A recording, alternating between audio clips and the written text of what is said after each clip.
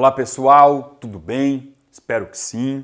Meu nome é Samuel Dalelaste, sou médico e esse é o nosso canal no YouTube para falarmos sobre saúde, qualidade de vida, bem-estar. Lendo os comentários que vocês escrevem abaixo dos nossos vídeos, fazendo um filtro aí e tentando entender o que seria um vídeo bacana para falar nesse momento, percebo que existem muitas pessoas me questionando e me perguntando sobre a importância do uso de antioxidantes.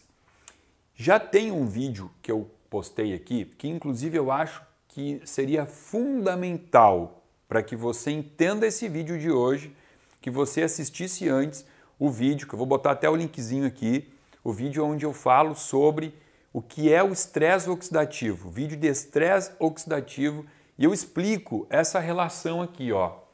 Desenhei, isso aqui era para ser uma balança, tá? Aonde de um lado eu tenho radicais livres, do outro lado eu tenho antioxidantes, né? Lá naquele vídeo eu explico o que o antioxidante faz, como é que ele inibe a ação do radical livre. O nosso corpo, ele deveria se manter assim, ó, nesse equilíbrio, né? Aonde eu não tivesse um peso maior puxando para baixo aqui o radical livre. Eu não devo ter mais radical livre do que antioxidante. E aí está muito na moda se falar em consumir antioxidantes, dietas antioxidantes, né? As pessoas vêm até o meu consultório consultar comigo questionando isso. Doutor, eu tomo resveratrol, eu tomo astaxantina, eu tomo ácido alfa-lipólico, eu tomo coenzima Q10 porque eu li que isso são antioxidantes maravilhosos. É verdade? Sim. Todos esses antioxidantes que eu citei, eles são bons, eles têm função, né? A coenzima Q10 vai ajudar lá na mitocôndria a produzir mais ATP, o resveratrol já tem efeito comprovado como protetor cardíaco, a astaxantina modula a questão do colesterol. Então cada um tem alguma função específica. Só que eu não posso deixar de lembrar que o meu corpo ele já tem um sistema antioxidativo funcionante e que funciona, e que se você tiver um controle na produção dos teus radicais livres, se não for algo exagerado, né? Se você não for um cara extremamente estressado, que dorme 2, 3 horas por dia, que come somente alimentos inflamatórios, se você não for esse paciente, se você for um paciente que ingere água, dorme bem, gerencia o estresse, o nosso corpo tem um sistema antioxidativo que dá conta do recado. Ele dá conta de manter a gente bem, de manter a gente antioxidado, tá? Então assim, vamos entender um pouquinho sobre como manter o meu sistema antioxidativo funcionante. Eu tenho que entender que quando eu falo em antioxidante natural, eu tenho 3 grandes sistemas aqui. Um deles chama superóxido desmutase. O outro chama catalase. E por último, e não menos importante, eu tenho a glutationa peroxidase. São nomes feios e eu não tenho como não falar. Eu sempre tento traduzir as coisas aqui para um linguajar mais fácil, mas esses são os nomes dos nossos 3 sistemas antioxidativos do corpo, tá? E vamos entender o que cada um aqui precisa para trabalhar bem. Quando eu falo em radical livre, que é uma coisinha que tem função no corpo, radical livre é necessário para o corpo, né? Se a gente não tem radical livre, muitas coisas não funcionariam. Só que o radical livre, ele tem que ter um tempo curto no nosso corpo, tá? Por exemplo, o primeiro radical livre produzido no corpo, que é o radical livre superóxido, que eu vou botar aqui para vocês, esse é o superóxido, ó, radical superóxido. Ele é um radical livre necessário para algumas coisas, só que ele não pode se manter muito tempo aí. Ele tem que rapidamente deixar de ser um radical livre. E quem faz isso, já está o nome aqui, ó, superóxido desmutase, que é a famosa SOD. Essa é a enzima que faz com que o superóxido se transforme em H2O2, que é o peróxido de hidrogênio. Só que a superoxidesmutase, ela não trabalha de graça. Ela precisa de alguns cofatores que vá fazer com que ela trabalhe bem. E eu tenho a superoxidesmutase em 2 locais da minha célula. Vamos desenhar uma célula aqui, ó. Lembra da célula como uma célulazinha com membrana, que dentro dela tem um núcleo, tem lisossomo, ribossomo, complexo de Golgi, tem um monte de organelas e uma das organelas é a mitocôndria, tá? Então é o seguinte, eu tenho superoxidesmutase dentro da mitocôndria e também tenho ela no citosol. O citosol é o líquido, é a parte toda da célula que não é organela. A SOD, que está dentro da mitocôndria, ela não funciona sem manganês. Então aqui, ó, mitocôndrias precisam de manganês, ok? E a SOD que está no citosol, ela precisa de cobre e zinco.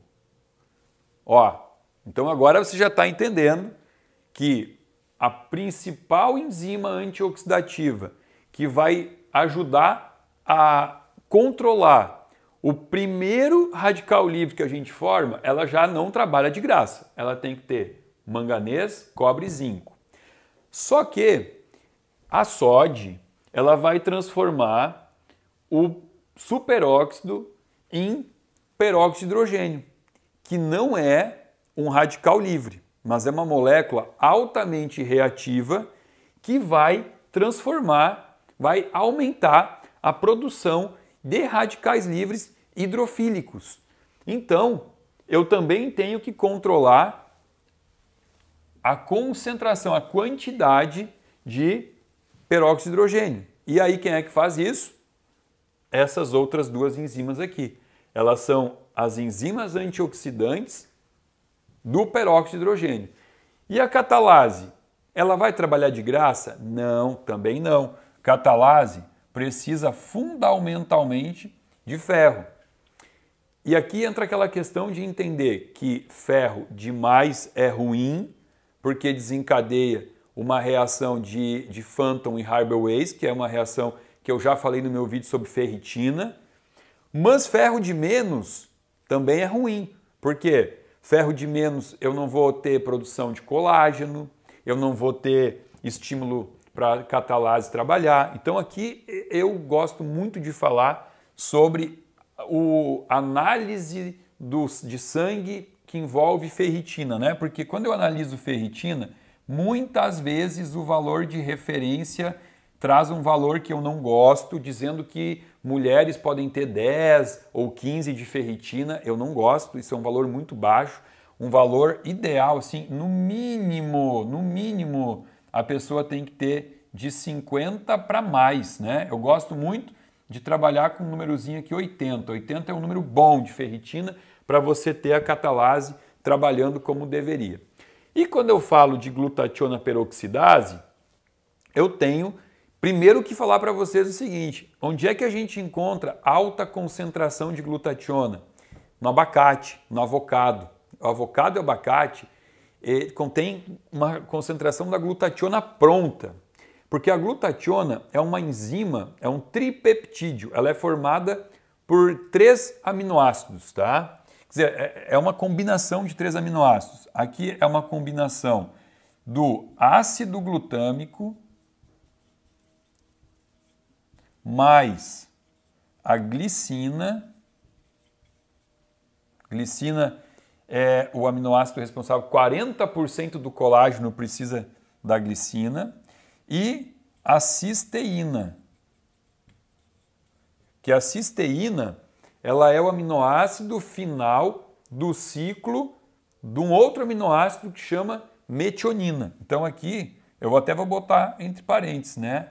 A metionina, ela vai entrar num ciclo que vai se converter em S-adenosilmetionina, em S-adenosil-homocisteína, homocisteína, cistationa e cisteína. Quando chegou em cisteína, então você tem os 3 aminoácidos para formar a glutationa peroxidase.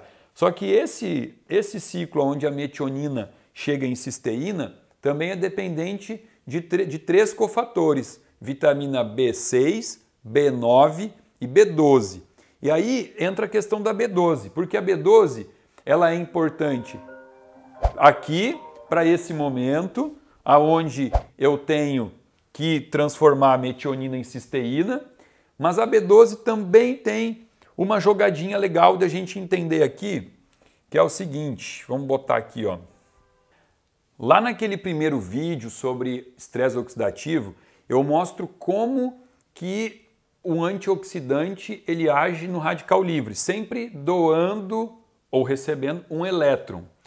Quando a peroxidase doa um elétron para ir lá e resolver o problema do radical livre, quando ela doa um elétron, ela se oxida. Só que ao se oxidar, ela ativa uma enzima chamada glutationa reduzida. E a glutationa reduzida tem a função de novamente estabilizar a peroxidase, para que ela faça o papel dela, se oxide, mas depois volte a ficar tranquila para fazer o papel dela de novo. Então, quando a peroxidase doa um elétron, ela oxida, mas ao oxidar já ativa a glutationa reduzida para estabilizar de novo a peroxidase. Só que a glutationa reduzida, que é essa enzima que serve para estabilizar a peroxidase, ela é dependente de vitamina B12. Por isso que eu já falei que a B12 aqui tem dupla função. Garantir que a metionina chegue em cisteína para poder formar a glutationa peroxidase e depois ela mesmo fica garantindo que essa enzima, quando trabalhe, ela possa oxidar e voltar a trabalhar de novo. E aí, vamos falar de novo de valor de referência. Cuidado com o valor de referência da B12, porque muitos laboratórios trazem um valor de referência que mostra uma média estatística. E alguns trabalham com médias estatísticas com uma janela muito grande, falando que de 200 até 980 está tudo certo. E aí o paciente tem 300 e como 300 está dentro dessa referência, ele acha que está tudo bem. Então tem que avaliar concentrações de ferro e de vitamina B12 com um olhar um pouco mais crítico, quando eu entendo que eu preciso de uma concentração desses cofatores ideais para que eu possa, então, ter tudo isso daqui funcionando bem. Olha o que eu acabei de mostrar para vocês aqui. Eu acabei de mostrar que antes mesmo de eu pensar em tomar resveratrol, coenzima Q10, tudo isso, eu tenho que ver se na minha alimentação eu estou tendo quantidades de ingesta necessária do manganês, do cobre, do zinco, do ferro, ácido glutâmico, glicina, cisteína, que são aminoácidos que eu também preciso, né? Saber, analisar na dieta se eu estou tendo esse aporte necessário, vitamina B12, vitamina B6 e vitamina B9. Então, analisar isso junto com um profissional competente, que seria o teu nutricionista, é a primeira base para depois você ir para o teu médico ou para o teu próprio nutricionista e pedir para ele prescrever uma formulazinha cheia de antioxidante. Garanta que o teu próprio corpo possa ter base para trabalhar. Isso é muito importante. Tá? Desculpa os nomes feios, esse monte de nome que eu botei aqui, necessário para entender. Não precisa decorar e também não precisa nem entender todo esse processo. Entenda o final do processo, que é esse monte de vitamina, de mineral aqui que você precisa garantir na tua dieta para ter um sistema antioxidante e, portanto, imunológico funcionando bem.